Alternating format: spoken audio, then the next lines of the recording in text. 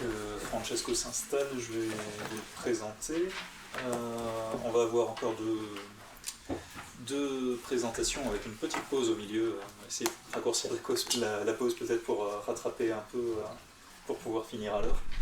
Alors, Francesco Spampinato, il est musicologue, docteur en musicologie, il enseigne la sémiotique dans une formation en musicothérapie à Rome, il a enseigné les disciplines musicologiques et il a beaucoup cherché autour de l'écoute incarnée les titres de ses livres sont assez parlants, l'imaginaire musical incarné, les incarnations du son, et du coup il va nous parler aujourd'hui d'un projet qui fait suite à deux autres projets sur les musiques de Debussy, sur la musique de Ravel, et là aujourd'hui donc nous parler de quelque chose sur The Wall de Pink Floyd.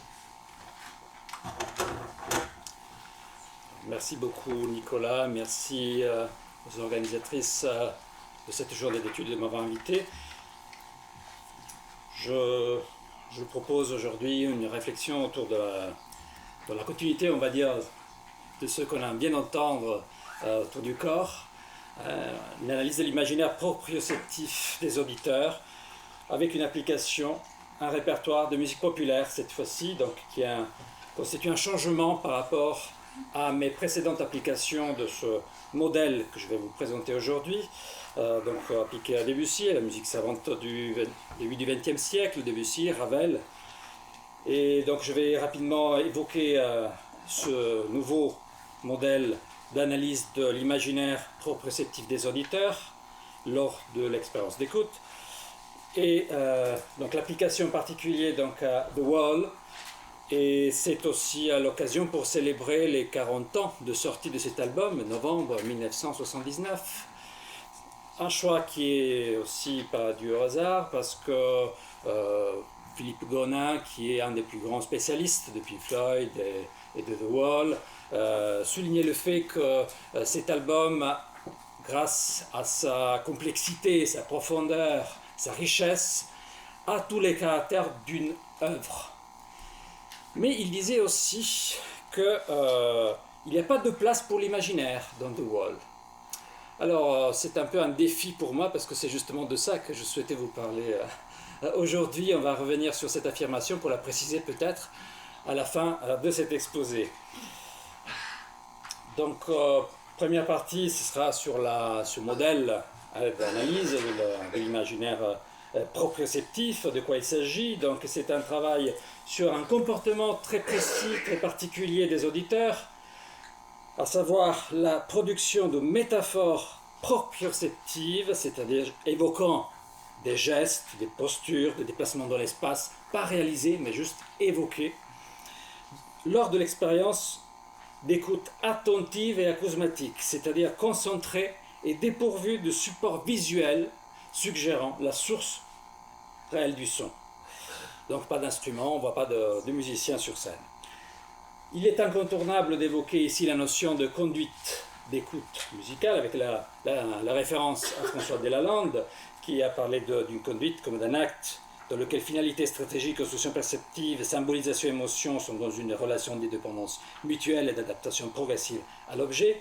Et j'aimerais évoquer ici le très beau travail aussi de thèse de Nicolas Marty autour des conduites d'écoute musicale, qui reprend et actualise le travail de François Delalande.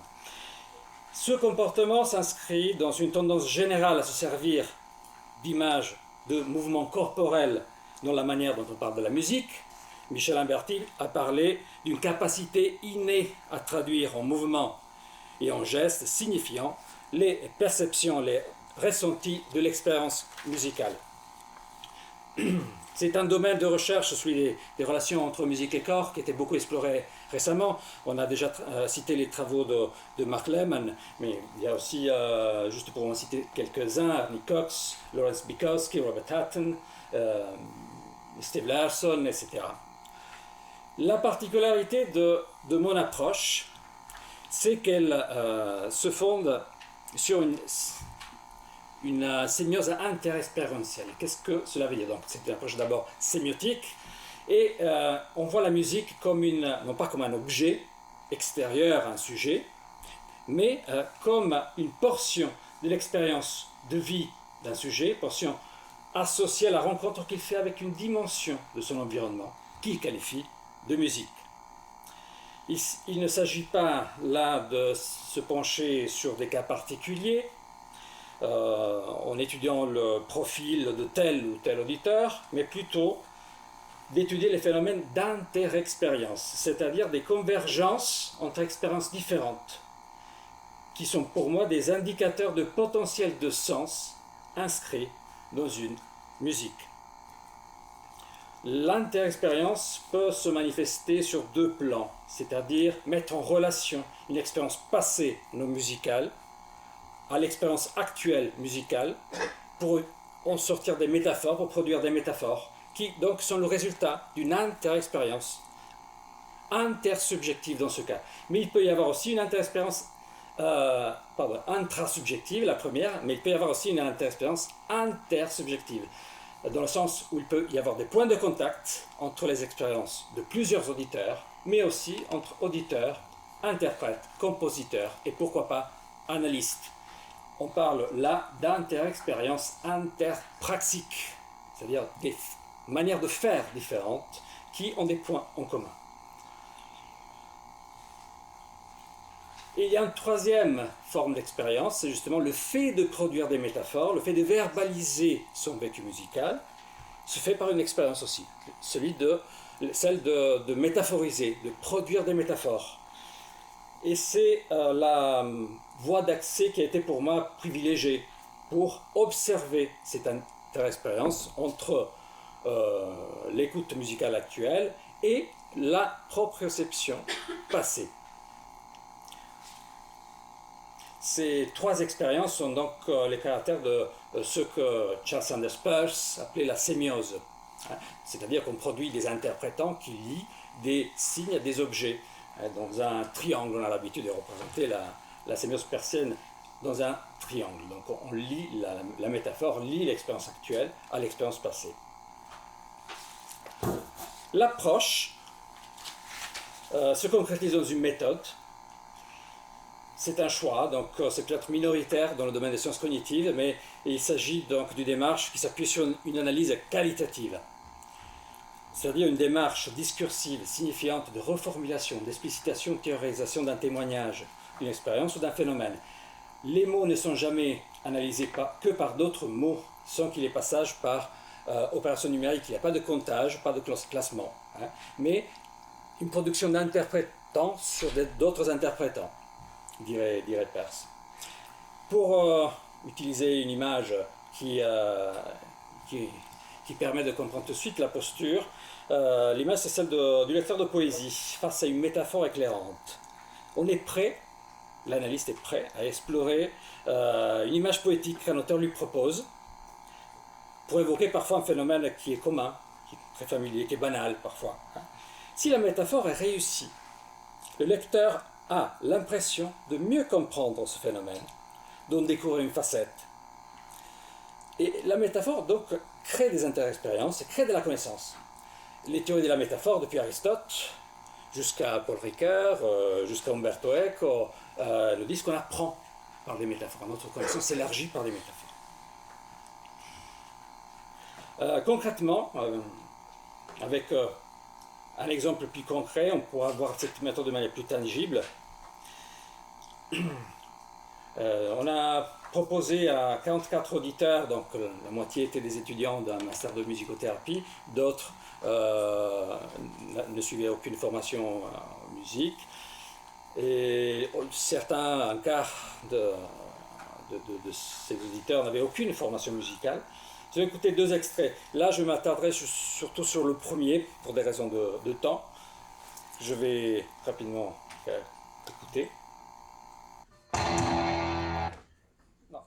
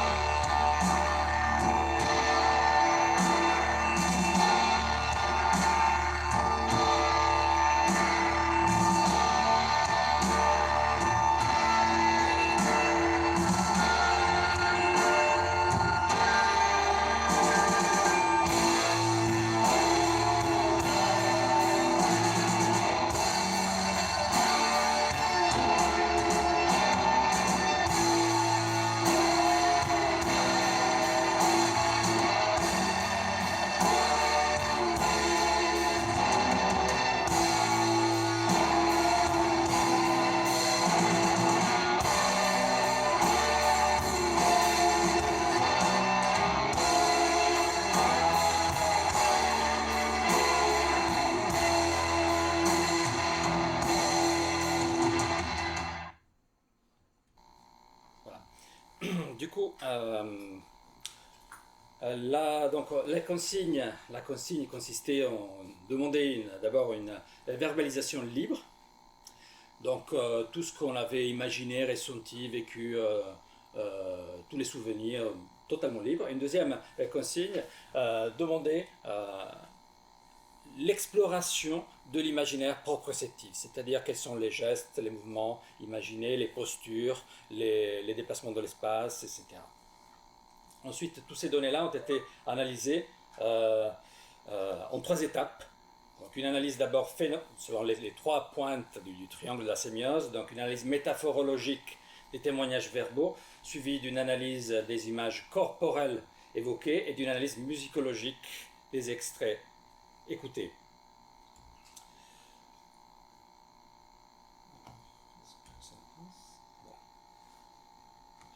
Alors j'ai un problème d'affichage, désolé sur l'ordinateur. La première chose qu'on peut remarquer, c'est qu'il y a une forte convergence autour de certains éléments. Dans les verbalisations libres, on voit donc qu'on fait allusion à un événement dramatique, vécu de manière intense, un voyage, un passage obligé vers autre chose. On se sent un peu comme un héros. Il y a aussi un souvenir d'enfance, quelque chose de lointain. Une condition émotionnelle contradictoire souvent, quelque chose qui est agaçant et grisant au même temps. Et dans la demande de description, d'évocation proprioceptive, là aussi on a de fortes convergences. Là on demandait aussi de décrire l'évolution de le temps au fur et à mesure que le morceau avançait et comment les sensations corporelles pouvaient changer tout au long du morceau. On remarque 4 moments qui se dessinent de manière très claire. Au début des chocs, une impression de proximité, la musique qui nous touche, qui nous frappe, très proche, qui nous rentre dedans par moments. Et puis on se sent un peu comme une étoile en expansion, avec des jaillissements des membres dans tous les sens. Un deuxième mouvement plus balançant, mais ce n'est pas une berceuse, c'est un balancement forcé et oppressant.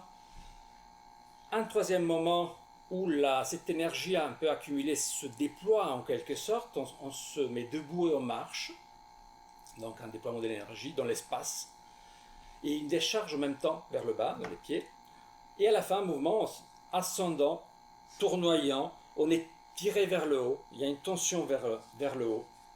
Alors comment travailler sur l'ensemble de ces éléments-là, qui déjà avec un travail de catégorisation ont été regroupés pour repérer les convergences, comment analyser la manière dont les éléments gestuels s'associent pour constituer des mouvements complexes, des enchaînements de mouvements. Dans mon ouvrage sur les incarnations du son en 2015, j'ai proposé un modèle qui analyserait la projection d'images proprioceptives sur l'expérience musicale à plusieurs niveaux. C'est le modèle de la kinésique métaphorique de l'expérience musicale qui reprend le mot kinésique, à savoir la discipline qui est une sémiotique des gestes élaborée par Ray Birdwhistell aux années 50 et 60.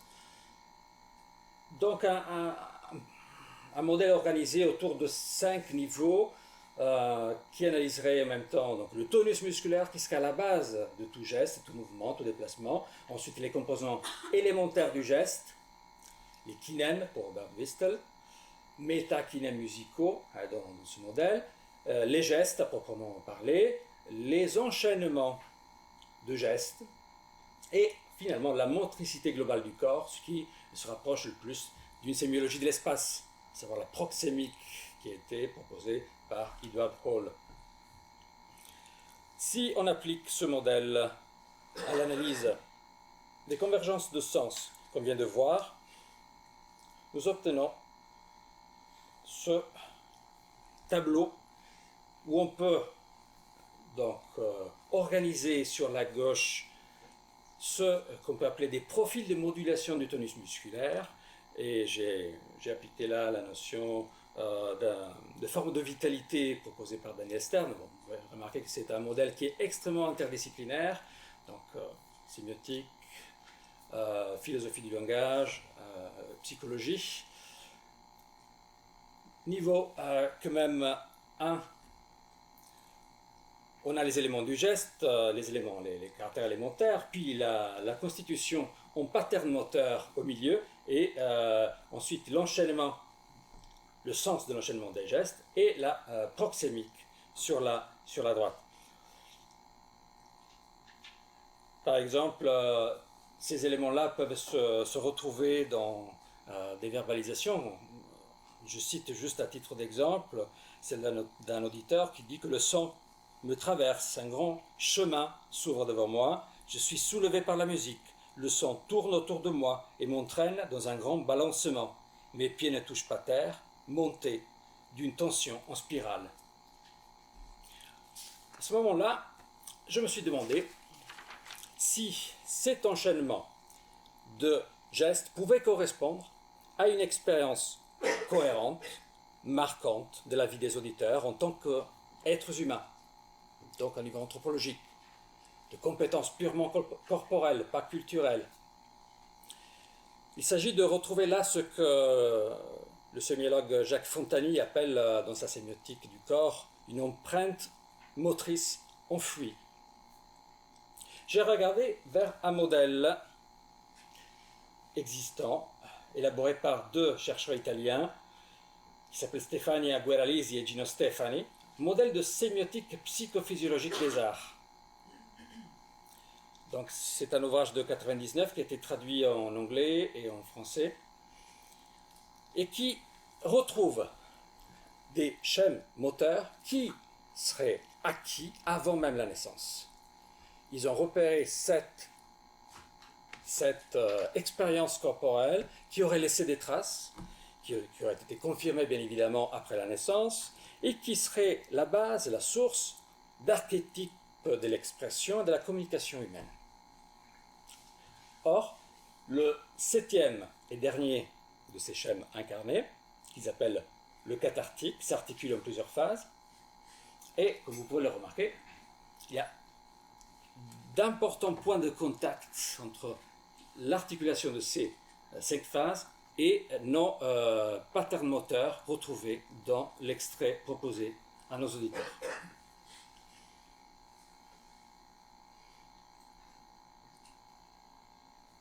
Dans un autre modèle de sémiotique psychophysiologique, les mêmes auteurs remarquent qu'il y a des points du corps qui auraient gardé une mémoire et qui seraient ressollicités à chaque fois qu'on nous invite à reparcourir notre naissance de manière métaphorique. Et il retrouve par exemple qu'on peut conjuguer ce modèle-là avec la morphologie du conte de Vladimir Propp. C'est-à-dire que la manière d'élaborer nos contes vers une résolution finale se fonde sur une expérience incarnée de la naissance.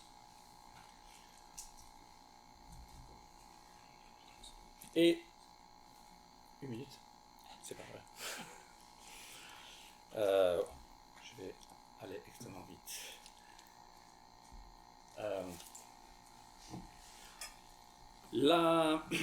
Plusieurs métaphores après évoquent de manière inconsciente l'idée de la naissance, la traversée d'une caverne, l'ouverture de portes, une route qui va vers la lumière par exemple. Et après, du point de vue musicologique, une analyse dont je n'aurai pas le temps de vous parler permet de voir que le début de l'extrait se fonde sur une logique énergétique du coup contre coup. Et c'est très intéressant de voir que l'attaque de batterie est un double coup de grosse caisse et tom qui fonctionne comme le retentissement d'une déflagration, qui surprend l'auditeur.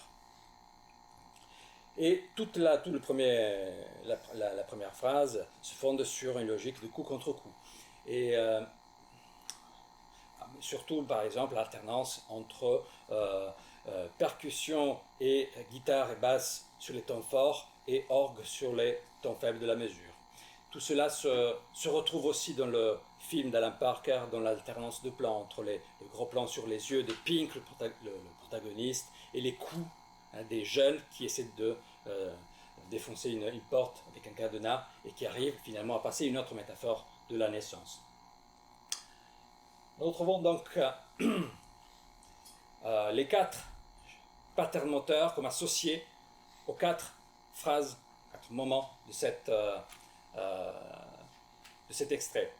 Et j'aimerais vous montrer la manière dont on peut rendre compte de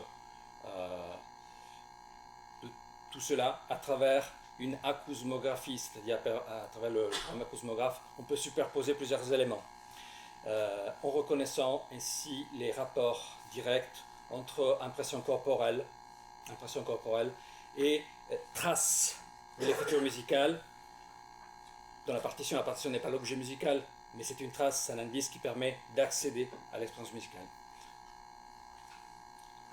On va réécouter donc et on va suivre les métaphores d'un côté et en haut les patterns moteurs.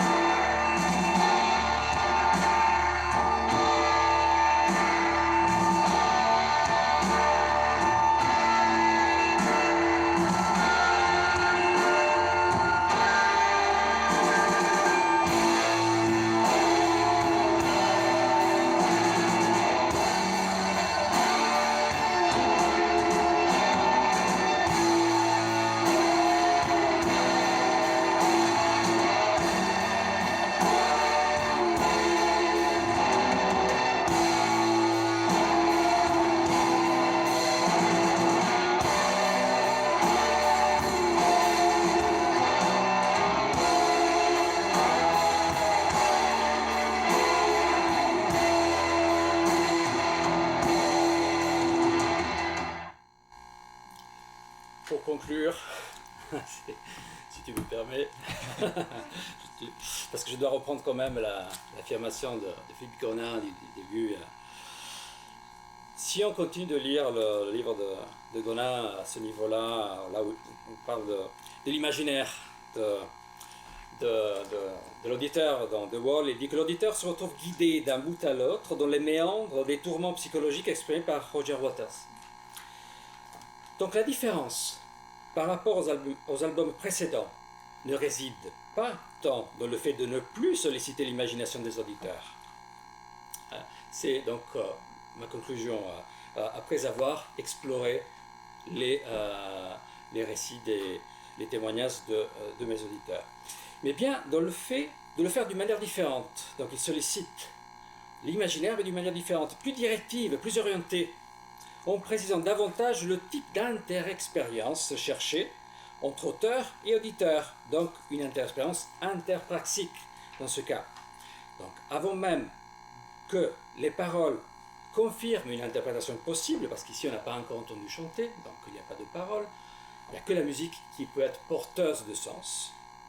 La musique non seulement fait clairement appel à l'imaginaire corporel de l'auditeur, mais se sert également de la mémoire d'une expérience archétypique, celle de la naissance, comme clé pour connecter différents niveaux narratifs de l'histoire.